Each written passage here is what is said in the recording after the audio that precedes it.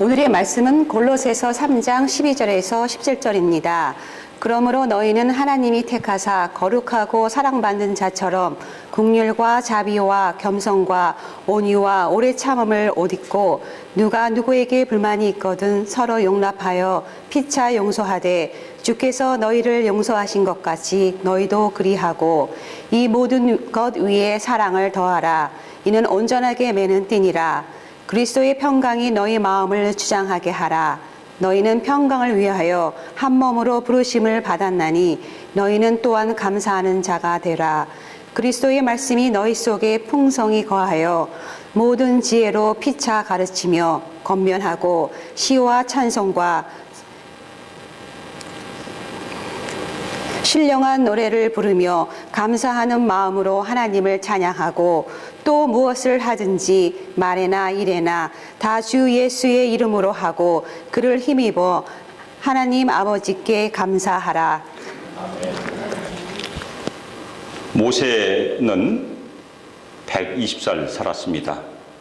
근데 모세의 인생을 저희가 40년씩 세 부분으로 나눌 수 있어요. 첫 번째 40년은 어떤 인생이었습니까? 바로의 공주의 아들이 되어서 부귀와 영화를 누렸던 시대가 첫 번째 40년의 시대였었어요. 이 시절에 모세는 대단한 사람이었습니다. 썸바디, 저희가 썸바디라고 하죠. 그런데 모세가 자신의 힘으로 동족을 구하려 하다가 실패하고 도망을 가게 되었어요. 미디안 광야를 피신해서 도망자 신세가 되고 말았습니다. 그래서 두 번째 40년은 광야에서, 미디안 광야에서 양을 치면서 보냈던 세월이었어요. 모세는 썸바디, 대단한 사람이었다가 아무것도 아닌 존재, 노바디가 되었어요. 오죽하면 그 광야 시절에 첫 번째 아들을 낳았는데 이름을 게르솜이라고 붙였습니다. 나그네라는 뜻이에요. 자신의 인생을 그냥 아들에게 이름을 붙여주었습니다. 40년 동안 양을 제외하고는 말할 상대가 없어서 나중에 하나님께서 부르시니까 나는 혀가 뻣뻣해서 말을 할 줄 몰라요. 그렇게 대답했어요. 40년이 지나고 세 번째 40년, 하나님께 붙잡힌 40년이 모세에게 다가왔습니다. 이때 또 아들을 낳았는데 아들 이름을 다르게 붙였습니다. 엘리에셀, 하나님이 도우시는 분이시다. 저희가 아들 이름을 잘 붙여야 됩니다. 구약 성경에 보면 민수기에서 모세를 어떻게 평가합니까?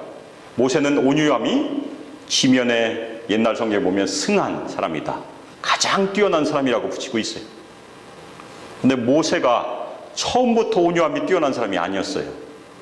처음에는 자기의 성질대로 살려고 했던 사람이었습니다. 그런데 40년 동안 광야에서 아무것도 안 한 존재로 살면서 그리고 나머지 40년을 하나님과 동행하면서 그의 성품이 온유함이 뛰어난 사람으로 변화됐다는 것이 중요합니다. 저희는 간혹 우리의 삶은 어떻게 변화가 될까 고민합니다. 특별히 세상을 어떻게 하면 우리가 변화시킬 수 있을까? 그리스도인으로서 세상에 나가서 어떻게 하면 영향력을 미칠 수 있을까 고민할 때가 많이 있고, 저희가 교회에서 저희 소망교회도 어떻게 하면 이 지역에서 영향을 미칠까 저희가 기도하고 고민합니다. 저희가 모세처럼 어떻게 하면 하나님께 쓰임받을 수 있을까, 그리고 요셉처럼 어떻게 하면 총리가 될 수 있을까 저희가 기도하기도 해요. 그런데 모세가 하나님께 쓰임받기 전에 40년을 광야에서 훈련받았다는 것을 저희가 늘 기억해야 돼요. 그리고 요셉은 30살에 총리가 됐는데 13년을 종과 감옥의 죄수의 신분으로 살았다는 것을 꼭 기억해야 됩니다. 하나님께서는 하나님의 사람을 사용하기 전에 자아를 죽이는 그런 단계를 거치게 만듭니다. 사도 바울도 예수님을 만나고 맨 처음 겪었던 자의 죽음의 단계가 무엇이었습니까? 눈이 보이지 않았어요.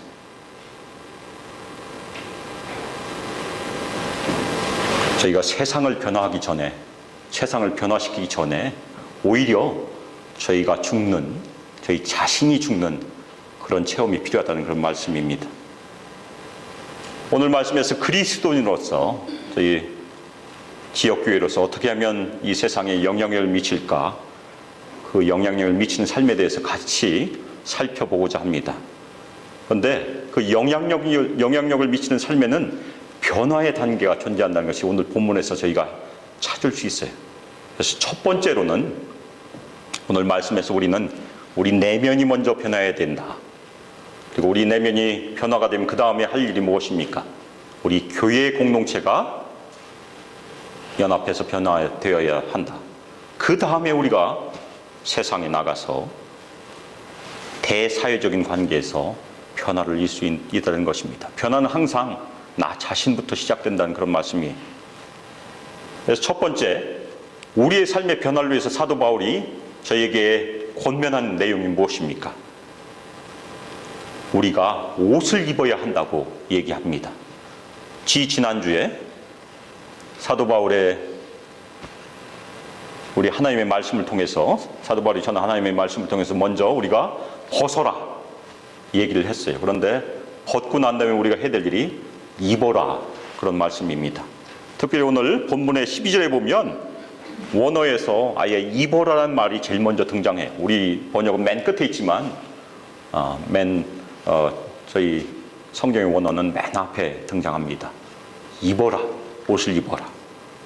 그런데 새 옷을 입기 전에 저희가 꼭 해야 될 일이 무엇입니까? 옛날 옷을 벗어야 돼요. 옛날 옷 그냥 가지고 그 위에 새 옷을 입으면 여러 가지 어울리지 않는 일들이 많이 있습니다. 그래서 새 옷을 입기 전에 먼저 옛날 옷을 벗고 새 옷을 입으라는 그런 주문입니다. 그래서 먼저 벗어야 될 것들 8절 9절에 있습니다. 분함과 노여움과 악의와 비방과 입에 부끄러운 말, 그리고 서로 거짓말하는 것, 그런 것들 다 벗어버리고 그 다음에 새로운 옷을 입으라고 그렇게 얘기하고 있습니다. 그런데 왜 우리는 옛날 옷을, 옛 성품을 벗고 새 성품을 입어야 할까요? 그 이유는 우리의 신분에 걸맞게 살기 위해서입니다. 우리는 이미 예수 믿고 하나님의 아들과 딸의 신분을 얻었어요. 이미 얻은 것이. 그것을 사도 바울이 어떻게 설명해 주고 있습니까? 너희는 하나님의 택하신 자들이다. 저희 모두가 하나님의 택하신 자들임을 믿습니다. 아멘입니까?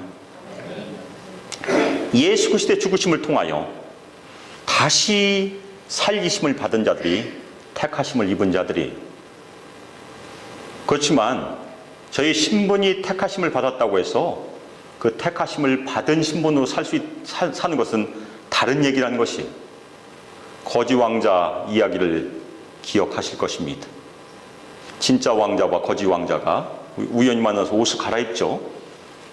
그리고 진짜 왕자는 고생 엄청나게 하고 그런 얘기가 있습니다.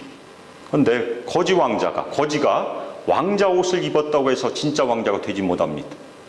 진짜 왕자는 첫 번째 태어나야 되죠. 그렇죠. 왕에게 태어나야 돼. 택함을 받아야 되는 것이. 그 다음에 그냥 왕자가 되는 것이 아니고 궁중에서 여러 가지 법들을 교육받고 다 교육받도록 되어 있습니다.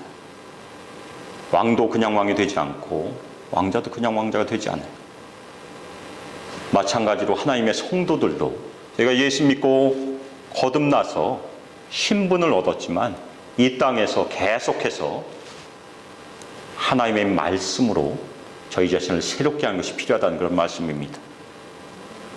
그리고 사도 바울이 그 다음에 또 첨부에서 저희의 신분을 얘기하는데 거룩하고 사랑받는 자들, 그렇게 저희를 부르고 있어요. 거룩하다는 것은 저희를 분리시켰다. 어둠에서 빛으로 분리시키고 옛날 것에서 새 것으로 분리시키고, 그런 분리의 의미가 있습니다.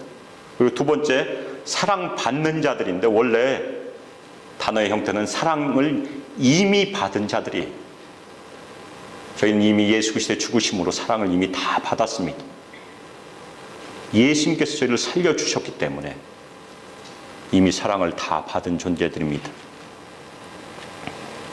그런데 이 택하신 존재, 거룩한 자, 사랑받는 자는 구약 성경에서 이스라엘 백성들을 지칭하는 용어이에요. 그런데 그 용어를 사도 바울이 그대로 쓰고 있습니다.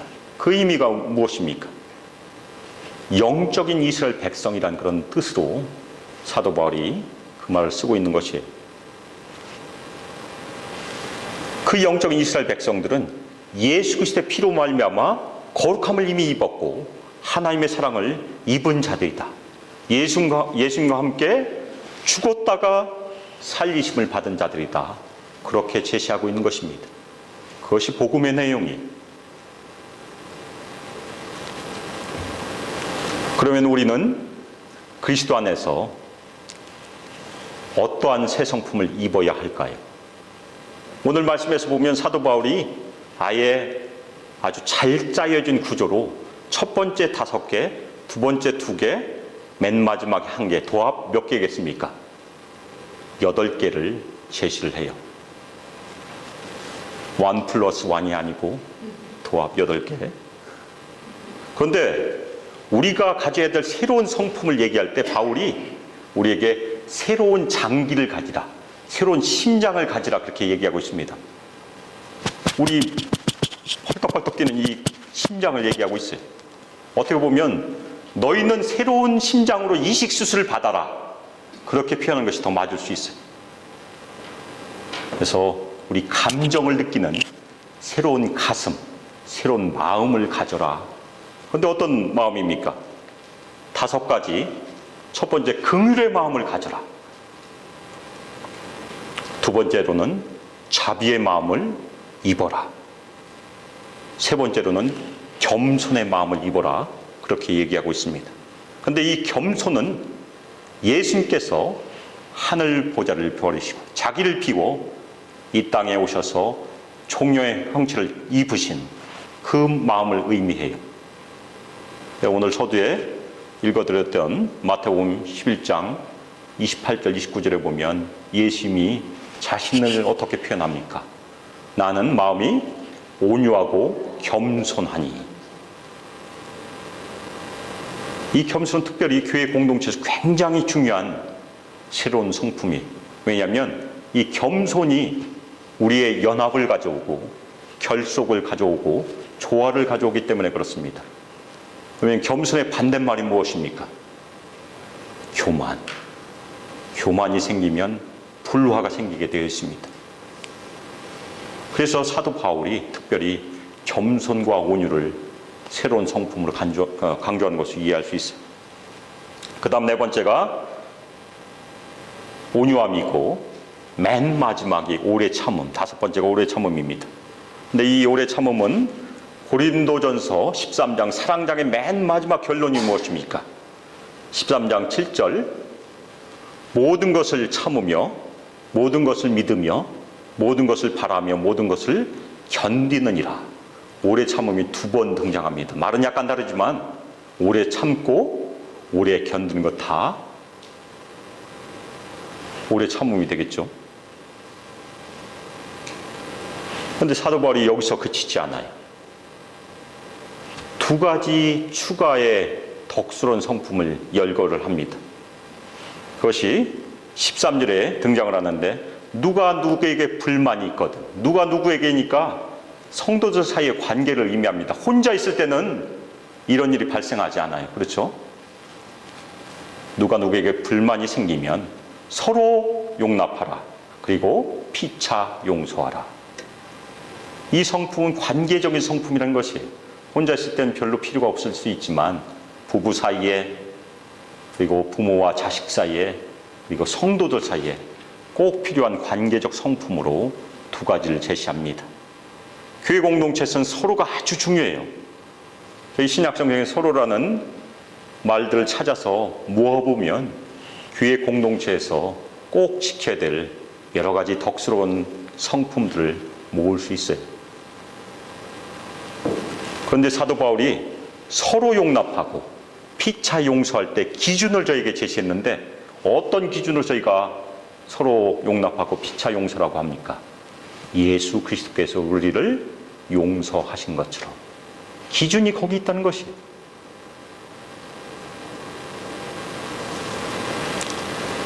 우리는 용서하고 싶어도 용서하지 못할 때가 많이 있어요. 용납하고 싶어도 아무리 기도해도 이튿날 아침에 눈을 뜨면 저희 기억에서 사라지지 않습니다. 심지어는 무슨 상처를 받았는지 기억을 못하는 것이 있어요. 그것을 저희가 트라우마라고 부른다고 합니다. 오히려 용서의 능력은 저희에게 있는 것이 아니고 예수님께 있어요. 저희가 기도해야 될 것은 저에게 능력을 주셔서 용서할 수 있도록 해주세요. 그렇게 기도해야 됩니다. 예수님의 말씀 중에 많이 사함을 받은 자가 어떻다고 얘기했습니까? 많이 사랑한다. 용서를 많이 경험한 사람이 많이 사랑할 수 있어요. 그래서 많이 용서를 경험한 사람이 다른 사람도 많이 용서를 할 수 있습니다. 그래서 저희가 기도해야 될 것은 예수님께서 우리를 용서하신 그 십자가의 사건, 그것이 저희 마음을 뜨겁게 해주시길 계속해서 기도해야 돼요. 저희 마음이 차가워지면 부부 사이에서도 용서하기 힘들고 자신도 용서하기 힘듭니다. 자신을 용서하지 못한 사람을 저희가 뭐라고 부르는지 혹시 아십니까? 완벽주의자, 강박증 환자라고 보통 불러요. 자신이 실수하면 그것을 용납하지 못하고 밤잠도 자지 못하고 하는 사람들이 간혹 있어요. 우리가 어떤 때는 자신도 용서해야 됩니다. 그런데 여기까지 하면 7개가 됩니다. 완벽한 숫자가 딱 됐는데 최종적이고 중요한 것이 하나 더 남아있어요. 무엇입니까? 사랑이 남아있습니다. 우리 성경에는 사랑을 더하라 그렇게 되어 있는데 원어에는 아무것도 없습니다. 그래서 앞에 옷 입어라 되어 있으니까 사랑을 옷 입어라 그렇게 번역할 수 있어요. 그런데 이 모든 것 위라는 말이 첨가가 되어 있습니다. 이제껏 얘기했던 5가지 우리 내면적인 성품과 공동체를 위한 서로 용납하고 피차 용서란 2가지, 7가지 위에 8번째로 최종적으로 사랑을 옷 입어라 그렇게 가르치고 있습니다. 그런데 이 사랑은 온전하게 매는 띠라고 설명을 하고 있습니다. 아무리 좋은 옷이라도 왕자가 왕자의 옷을 다 입었어요. 그런데 띠를 띠지 않으면 어떤 일이 발생합니까? 헐렁헐렁하죠. 아무런 옷 매무새가 나지 않습니다. 옷을 다 입고 띠를 띠지 않으면 옷 매무새가 흐트러지는 것처럼 저희가 모든 성품이 다 있는데 사랑이 없으면 완벽하지 않다, 완전하지 않다 그런 말씀입니다. 심지어는 고린도전서 13장에서 뭐라고 얘기합니까? 사랑이 없으면 아무것도 아니다. nothing이라는 것이. 그래서 사랑이 필요합니다. 그것이 저희가 개인적으로 계속해서 옷 입어야 될 중요한 성품이라는 그런 말씀이에요. 그 다음 단계가 공동체의 변화의 단계입니다. 그것이 15절, 16절에 나오는데 15절, 16절이 구조가 아주 비슷해요. 2가지가 등장을 하는데 첫 번째는 그리스도의 평강, 두 번째는 그리스도의 말씀입니다. 이 2가지가 공동체에 꼭 필요하다는 말씀이에요. 저희가 신약 성경에서 평강이라는 단어가 많이 나오는데 평강하면 예수님께서 주신 평강으로 저희가 이해할 필요가 있습니다. 그 평강은 저절로 이루어진 것이 아니고 예수 그리스도의 십자가의 죽으심으로만 올 수 있는 평강이라는 그런 말씀이에요. 그래서 예수 그리스도의 평강이 너희 마음을 주장하게 하라. 그렇게 사도 바울이 명령하고 있는데 이 주장하다는 말은 심판자 노릇을 하다, 지배자 노릇을 하다 그런 의미가 있어요. 룰 그렇게 영어로 번역할 수 있습니다. 그래서 저희 공동체에서 여러 가지 일을 할 때 예수 그리스도의 평강이 저희의 결정과 저희의 토의와 모든 일들을 지배하도록 하다 그런 주문입니다. 우리는 이 평강을 위해서 한 몸으로 부름받았다고 사도 바울이 얘기하고 있습니다. 근데 이 번역도 약간 바꿀 필요가 있어요. 우리는 평강을 통해서 평강으로 한 몸으로 부름받은 것입니다. 저희를 하나 되게 한 것이 예수 그리스도의 평강의 힘이라는 그런 말씀입니다. 예수님께서 십자가의 죽으심으로 저에게 두 가지 평강이 한꺼번에 이루어졌어요. 하나는 하나님과 화목이 이루어졌죠. 수직적인 화목이 이루어졌습니다. 또 하나는 성도들끼리 화목이 이루어진 것입니다. 그것이 예수님께서 저희 한 몸을 이루실 때 이루신 그런 평강입니다.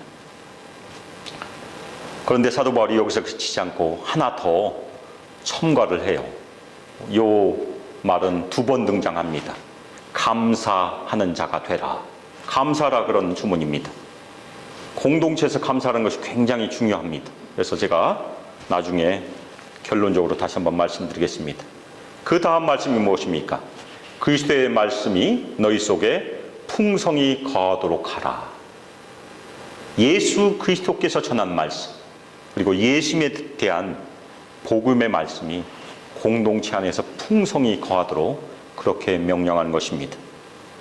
그 다음에 이어서 추가적인 명령이 등장을 하는데 저희 교회에서 대부분 이대로 실천을 하고 있습니다. 모든 지혜로 피차 가르치고 모든 지혜의 말씀으로 피차 권면하고 가르칩니다. 제가 설교를 하고 성경 공부를 하고 하는 모든 것들이 여기에 속합니다. 그 다음에 노래를 부르라. 어떤 노래입니까? 시와 찬미와 신령한 노래를 부르라. 시는 시편을 의미합니다. 구약에 있는 시편, 그것을 하나님께 부르라.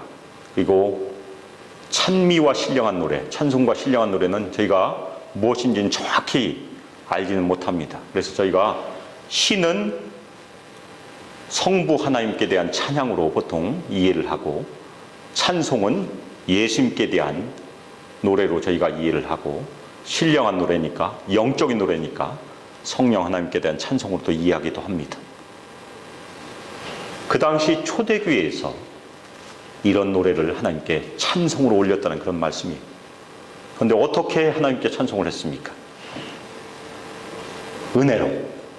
우리는 감사함으로라고 우리 성경에 되어 있지만 원래 은혜로입니다. 은혜로 하나님께 찬양하고 우리 마음으로 전심으로 하나님께 찬송하라고 그렇게 얘기하고 있습니다. 어떻게 보면 이 말씀은 우리의 공적인 예배를 그대로 그리고 있습니다. 하나님의 말씀이 우리 안에 충만히 거하는 것, 말씀의 능력이 살아있는 것이 우리 예배입니다. 그리고 시와 찬미와 신령한 노래로 우리가 마음을 다해서 전심으로 하나님께 노래를 올려드린 것, 찬양을 올려드린 것이 우리의 공적인 예배라는 그런 말씀입니다. 저희 공동체의 중추적인 변화의 필수 조건이 여기 나와 있어요.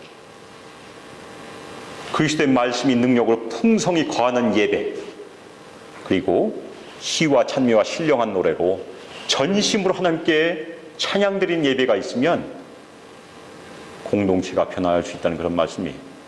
그래서 예배가 살면 교회가 산다. 꼭 기억하시길 부탁드립니다. 예배에 참여하시기 전에 미리 기도하심으로 참여하면 훨씬 더 저희 예배가 역동적인 예배가 될 수 있어요. 그래서 제가 여러 번 강조하지만 공적인 예배에서 성공하면 개인적인 삶에서, 개인적인 삶의 예배에서 우리가 성공할 수 있다. 그 말씀대로 이루어지길 예수님의 이름으로 축복합니다. 저희 공동체가 변화됐어요. 그러면 저희가 이 안에서만 있으면 안 된다는 말씀이에요. 우리는 세상으로 나가야 되는 것이에요. 예배를 드리고 우리는 계속해서 세상으로 나아갑니다. 그래서 끝으로 우리가 예배에서 은혜를 경험했다면 대사회적인 관계에서도 변화가 와야 된다. 그 말씀입니다. 그래서 17절은 그리스도인들이 어떻게 세상에서 살아갈까 아주 중요한 말씀이에요. 그런데 어떻게 살아가라고 얘기합니까? 말에나 일에 있어서 예수 그리스도의 이름으로 하라. 말에나 일, 저희가 입의 말이나 손으로 하는 일만 뜻하지 않고 우리가 이 땅에서 하는 모든 행동들을 다 포함합니다. 무엇을 하든지 어떤 일을 하든지 예수 그리스도의 이름으로 하라. 이 예수 그리스도의 이름이란 것은 우리가 어디 가서 무슨 일을 할 때 누구의 이름으로 한다는 것은 무슨 의미입니까? 그 사람의 대리자로 한다는 얘기예요. 저희가 세상에 나가서 예수 그리스도의 이름으로 모든 일을 할 때 우리는 예수님의 대리자, 예수님의 대표자, 더 나아가면 예수님의 대사로 모든 일을 하라는 그런 말씀입니다. 그리고 사도 바울은 다시 한번 감사를 강조합니다. 주 예수 그리스도를 통하여 하나님 아버지께 감사하라.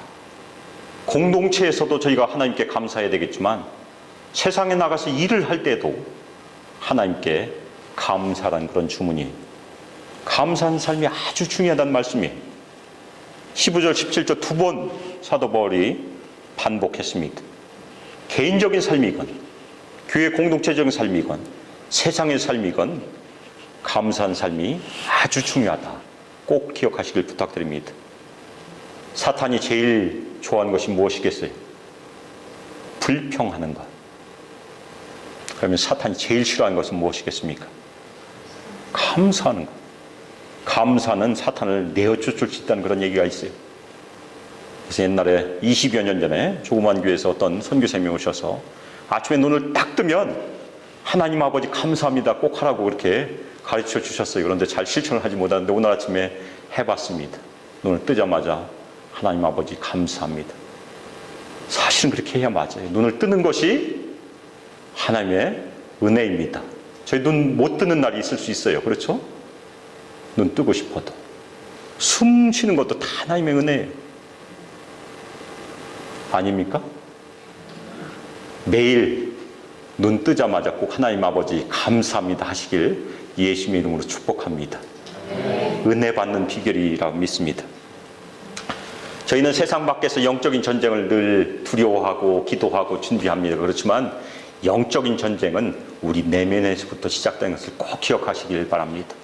우리 내면에서 옛날 것과 우리는 항상 싸우고 있어요. 그것을 이기는 비결이 새로운 것을 입고 늘 감사한 삶이라는 것이 굉장히 중요하다는 그런 말씀입니다. 우리 삶을 변화시키기 위해서, 우리 공동체를 변화시키기 위해서, 더 나아가 세상을 변화시키기 위해서 어떤 속성 비결이 있을까요? 오늘 매뉴얼 열심히 숙달하고 내일 나가면 우리 삶이 변화되고 세상이 변화되고 그런 일은 거의 없습니다. 우리 삶에서는 속성 비결은 없어요. 모세처럼 40년이 걸릴 수도 있고 요셉처럼 13년을 기다려야 될지도 모릅니다. 우리 삶은 간혹 공사 중이란 말을 듣곤 합니다. 옛날에 제가 다녔던 저희 교회 담임 목사님이 그 말을 많이 쓰셨어요. 그때는 그 말 별로 좋아하지 않았어요. 왜냐하면 공사 중이라고 하면 우리가 이 땅에서 하는 여러 가지 실수들에 대한 그런 핑계처럼 들릴까 봐 좋아하지 않았습니다. 그렇지만 우리 삶이 매일매일 새로워진다는 의미에서는 우리는 공사 중입니다.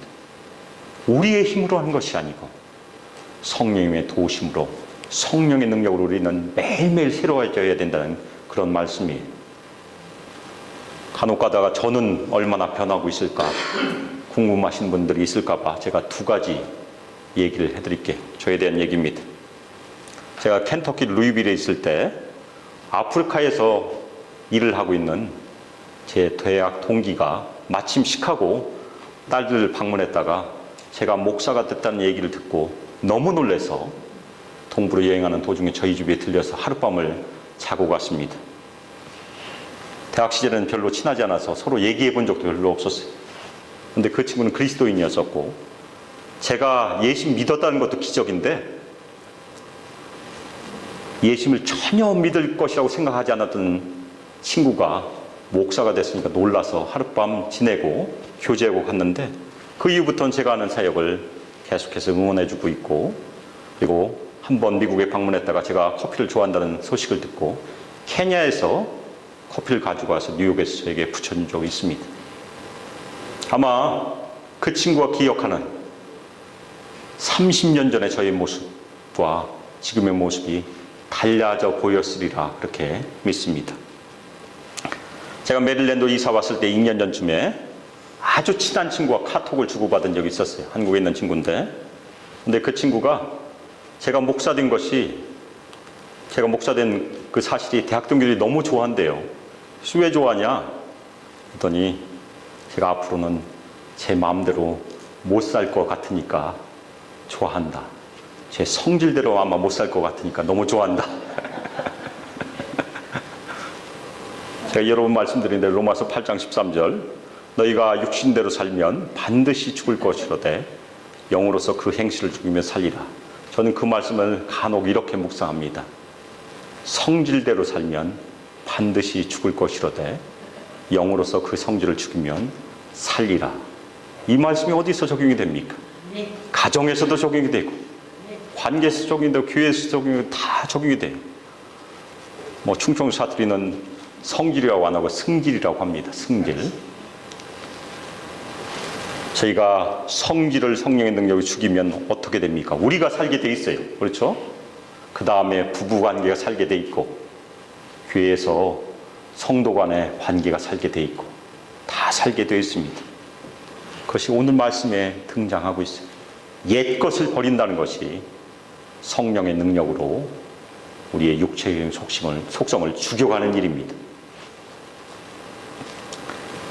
영적인 전투, 영적인 싸움은 항상 우리 내면에서 시작되어야 된다는 것을 꼭 명심하시길 부탁드립니다.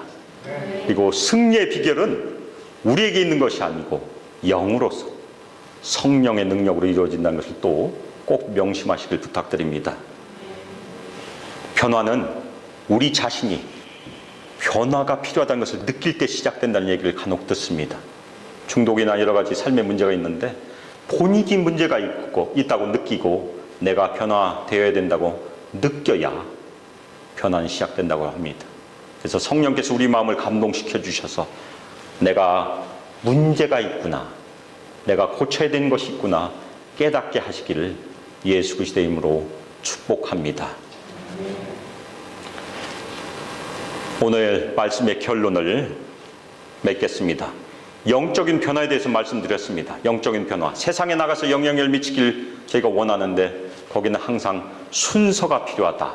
우리 내면이 먼저 변화가 돼야 되고 그리고 우리의 관계를 위한 서로를 향한 새로운 또한 성품이 저에게 있어야 되고 그리고 사랑으로 완전히 온전하게 띠를 띠고 그 다음에 그리스도의 평강과 그리스도의 말씀으로 공동체가 변화되고 그 다음이 저희가 연합해서 이 땅에서 영향을 미치는 교회로 쓰임받을 수 있다는 것을 꼭 명심하시길 부탁드립니다. 저희 모두가 성령의 능력으로 성령의 도우심으로 계속해서 옛 성품을 벗어가시길 예수님의 이름으로 축복합니다. 그리고 성령의 능력으로 그리스도께서 우리에게 선물로 주시는 새로운 성품을 계속해서 입어가시기를 예수 그리스도의 이름으로 축복합니다. 그리고 그리스도의 평강과 그리스도의 말씀이 우리 안에 충만하여서 우리가 변화된 공동체로 이 땅에서 영향력 있게 하나님께 쓰임받는 소망교회가 되기를 주 예수 그리스도의 이름으로 축복합니다. 이 시간 합심해서 기도하겠습니다. 특별히 하나님께서 저희를 택하여 주셨고 하나님의 거룩한 자, 사랑받는 자로 부르셨는데 그것을 감사하고 이 땅에서 그 신분에 맞게 계속해서 우리의 옛 성품을 벗으며 예수님께서 선물로 주시는 그 새로운 성품으로 입을 수 있도록 우리를 축복하여 주시고 우리 소망교회가 예수 그리스도의 평강으로 그리고 예수 그리스도의 말씀으로 충만하여서 이 땅에서 쓰임받는 교회로 하나님께 붙들림 받을 수 있도록 그렇게 함께 기도하겠습니다. 사랑과 은혜가 풍성하신 하나님 아버지, 저희를 하나님의 은혜 가운데 택하여 주시며 하나님의 거룩한 자로 하나님의 사랑받는 자로 삼아주셨음에 감사를 올려드립니다. 그리고 저희 수망교회를 택하여 주시고 저희 수망교회가 또한 거룩한 공동체로 사랑받는 공동체로 주님께서 택하여 주셨음에 감사를 올려드립니다. 이 땅에서 저희가 예수님께서 저에게 원하시는 새로운 성품으로 저희가 함께 연합하여 주님께 변화된 삶을 드리길 이 시간 간절히 기도 올려드립니다. 그 일을 위해서 서로 사랑함으로, 서로 권면함으로, 서로 격려함으로 저희가 서로를 붙들 수 있도록, 서로를 용납하며 서로를 사랑할 수 있도록 저희 모두를 축복하여 주시길 간절히 기도 올려드립니다. 이제는 주 예수 그리스도의 은혜와 하나님의 사랑과 성령 하나님의 교제 가운데 저희를 택하신 하나님께 감사함으로 매일매일 저희의 옛 성품을 계속해서 벗어버리며 예수님께서 저에게 선물로 주시는 새로운 성품으로 계속 입어서 하나님께 변화된 삶을 드리기를 소망하며 저희가 연합됨으로 예수 그리스도의 이름으로 이 땅에서 하나님 나라의 일을 계속해서 이루기를 소망하는 저희 소망교회 성도들 위해 하나님의 아들과 딸들 위해 함께하기를 주 예수 그리스도의 이름으로 축복하며 기도합니다. 아멘.